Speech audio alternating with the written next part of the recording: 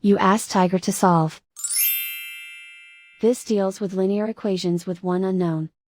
The final result is x equals 20. Let's solve it step by step. Swap sides. Group all constants on the right side of the equation. Add 7 to both sides. Simplify the arithmetic.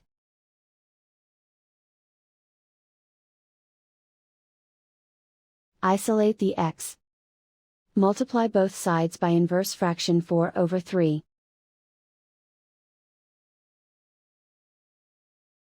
Group like terms.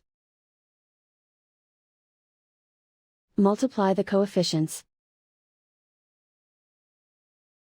Simplify the fraction. Multiply the fractions. Simplify the arithmetic. And so the final result is x equals 20.